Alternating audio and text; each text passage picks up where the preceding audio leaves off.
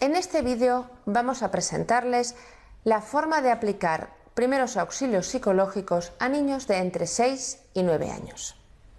Esta época se caracteriza por una mayor madurez cognitiva.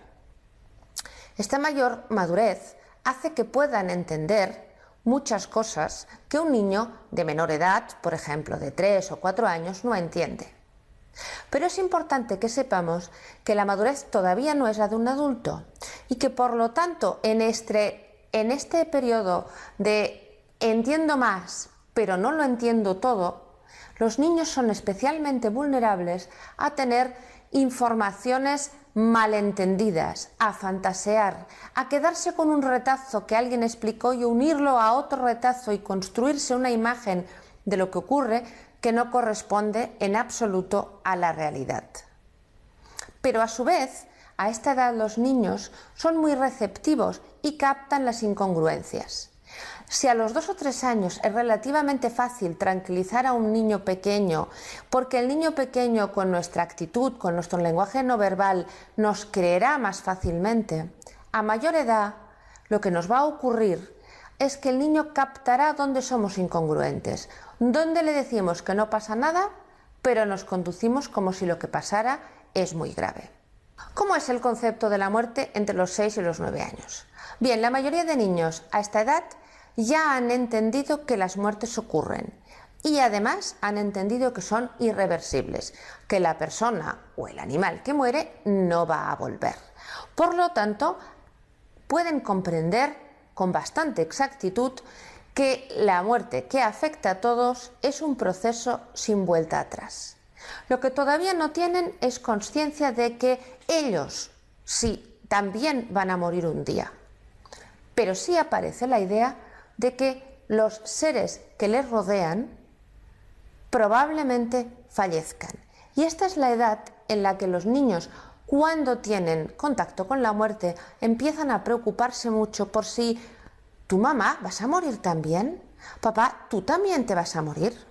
Y esto nos planteará una dificultad añadida a la gestión del incidente crítico que estemos viviendo con nuestros niños en nuestra familia. ¿Cómo les afecta un incidente crítico, ya sea con una muerte o sin una muerte, pero con un momento de estrés alto, a los niños de entre 6 y 9 años? Bien, por un lado, les genera importantes cambios conductuales. Por ejemplo, pueden perder la autonomía que ya habían ganado, pueden estar agitados y pueden estar extraordinariamente irritables. Si eso ocurre, deberemos entender que son las reacciones habituales a un suceso que es no habitual, que es extraordinario y que nos tiene a todos, a niños y adultos, asustados y estresados. También podremos observar muy posiblemente cambios en los patrones de comunicación habituales de los niños. O bien porque un niño o una niña comunicativos de repente se sumergen en un silencio que es poco habitual en él y observamos que se retrae y no quiere hablar. O bien por lo contrario, porque lo que ha ocurrido le ocupa y constantemente demanda hablar y tener información sobre lo ocurrido. Y si bien una cierta información es importante dentro de la gestión del incidente crítico y forma parte de la aplicación de los primeros auxilios psicológicos, si la demanda es exagerada deberemos también reconducirla para tratar de darle el lugar adecuado, que es una cierta información pero no una sobreinformación. Muy habitual es que tras un incidente crítico aparezca miedo generalizado. Miedo a estar solo, miedo a ir a lugares que conocemos o a lugares desconocidos y sobre todo miedo a separarse de los cuidadores principales que habitualmente son el padre y la madre, pero que también pueden ser otras personas.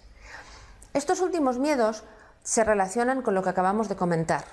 Dada la conciencia de que todos los seres vivos mueren, el niño que ha entrado en contacto con el peligro de muerte o con la muerte en sí, empieza a tomar conciencia de que puede perder las personas que le importan y por eso aumentan estos miedos.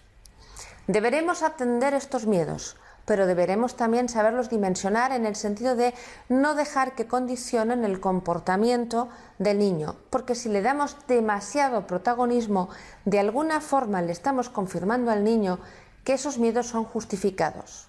Podremos ver también, de forma ya muy similar a lo que ocurre con los adultos, pensamientos reiterados sobre lo que ha ocurrido. Es decir, un niño, una niña que constantemente recuerda, incluso a veces actúa lo que ha ocurrido, la destrucción de la casa, el accidente de coche o la muerte de un ser querido. Dentro de las primeras 4 a 6 semanas, este tipo de reacciones son absolutamente comprensibles, adaptativas y le ayudan al niño a procesar lo ocurrido. Si se prolongan mucho más, quizás sí que deberíamos entonces pedir ayuda o consultar a un profesional. Y por último, es bastante frecuente observar que los niños de estas edades tengan alteraciones del sueño tras un incidente crítico. Habitualmente estas alteraciones son pesadillas y dificultades para ir a dormir, pero en algún caso aislado podemos también observar cierta hipersomnia, es decir, dormir más de lo que el niño hacía en un inicio. ¿Cuáles son los pasos a aplicar en los primeros auxilios psicológicos de los niños de esta edad? Bien, son los mismos que ustedes han visto ya en vídeos previos. Contener, calmar, informar, normalizar y consolar. Vamos a tratar ahora de poderles dar ejemplos y procedimientos con los que podemos ejecutar estas tareas con los niños a esta edad. Empecemos por cómo podemos contener las emociones de los niños tras un incidente crítico. Lo importante es tratar de evitar que las emociones, los miedos, las sensaciones del niño, de la niña se desborden. ¿Y eso cómo podemos lograrlo? Bien, vamos a tratar de crear un ambiente tranquilo y relajado. Vamos a recoger y poner nombre a todas las emociones del niño. Por ejemplo, veo que estás asustado, veo que tienes miedo, veo que estás triste, pero vamos a tratar de apelar siempre a algún pensamiento que pueda tranquilizar esta emoción. Veo que estás asustado, pero date cuenta que aquí estás seguro, que papá y mamá te están protegiendo. Es decir, convertir las emociones intensas en pensamientos tranquilizadores. El segundo paso, como usted recordará, es calmar al niño o la niña afectado por un incidente crítico. ¿Cómo lo vamos a conseguir? Bien, vamos a tratar de hablar en voz pausada, vamos a tratar de conducirnos con la mayor tranquilidad posible, que probablemente no sea completa, pero intentaremos bajar nuestro tono de activación. Intentaremos recordarle al niño que esta situación es similar a otra que ya vivió antes y en la que pudo superar los miedos. Por ejemplo, ¿te acuerdas aquella vez que te caíste y fuiste al hospital y te tuvieron que coser? Y tenías mucho miedo y llorabas mucho, pero luego te fuiste calmando, la doctora te ayudó a que estuvieras más tranquila. Bueno, pues esto que nos está pasando hoy es similar a aquella vez y verás cómo ahora estás muy preocupado, pero luego te irás pudiendo tranquilizar. El recurso a situaciones previas vividas a los niños les ayuda, como a los adultos, a activar sus propios mecanismos de afrontamiento y esto es altamente positivo. Y una cosa que no haremos nunca en esta fase es decirle al niño que si se calma todo irá mejor. Y no lo haremos porque posiblemente no sea verdad. Si un niño, una niña acaba de perder, por ejemplo, a su madre, por mucho que se calme la situación no va a mejorar. Por lo tanto, le vamos a decir que nosotros estamos ahí para ayudarle, a calmarle y para ayudarle a que las cosas vayan lo mejor posible. Hechos estos dos pasos, es decir, la contención y calmar, pasamos a informar. Es importante el orden. No vamos a informar al niño mientras no está calmado.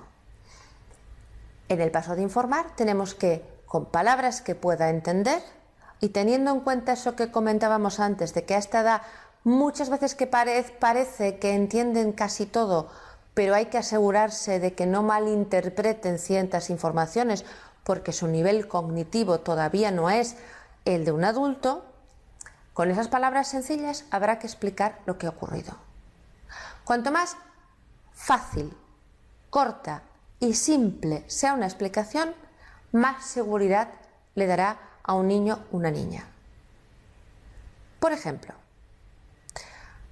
bien, tú sabes que esta mañana papá fue a trabajar y que fue en coche. Pues a media mañana nos ha llamado la policía y nos ha dicho que papá ha tenido un accidente. A continuación el niño preguntará evidentemente si papá está bien o mal y le tendremos que contestar que no, que papá está en el hospital y los médicos están diciendo que está grave, o la información que haya que dar. Cuantos más rodeos, cuantos más circunloquios demos a una información, más difícil y amenazante se hace para un niño. Así que es bueno que tratemos de ser simples, aunque a nosotros, como adultos, nos asuste lo que tenemos que decirle al niño. Si la noticia es mala, no será fácil hacerlo, pero poner muchas palabras y palabras complicadas no le ayuda al niño al que estamos informando. El siguiente paso es normalizar.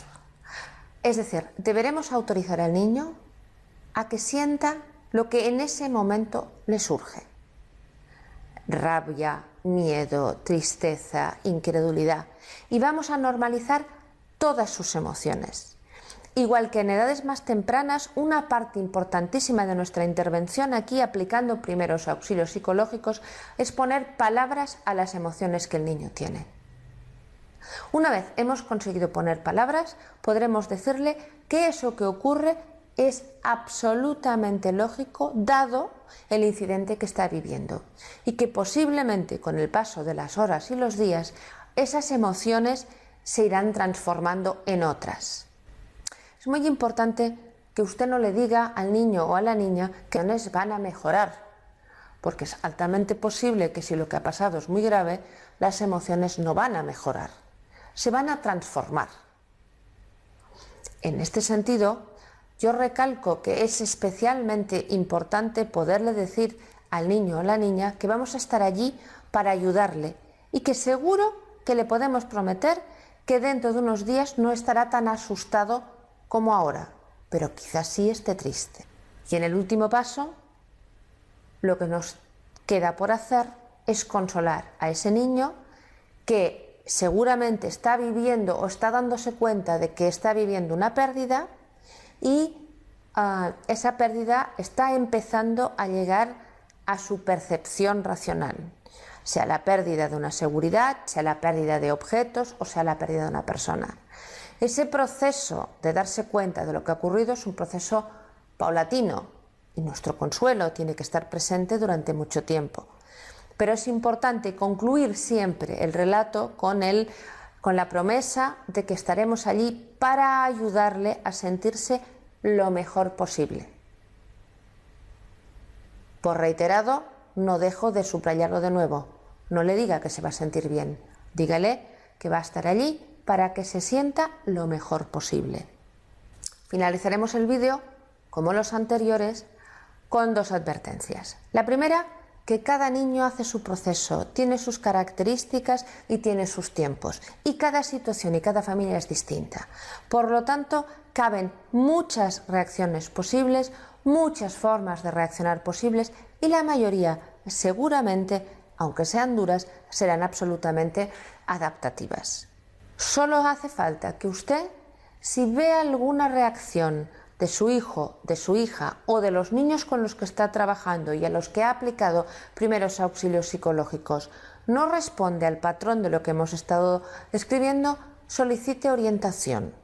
Posiblemente no necesite una terapia, posiblemente necesite una idea de cómo afrontar mejor, cómo explicar mejor, cómo normalizar, algún input, alguna aportación que le permita tanto al adulto como al niño manejarse mejor con la situación. Pero no se quede con dudas. Si usted aplica primeros auxilios psicológicos, anime a las personas a pedir orientación. Si usted es familiar y lo está aplicando en su propia familia, le recomiendo lo mismo. Si tiene dudas, pregunte, porque cuanto más tranquilo y más sereno esté usted, más ayudará a los niños de esta edad.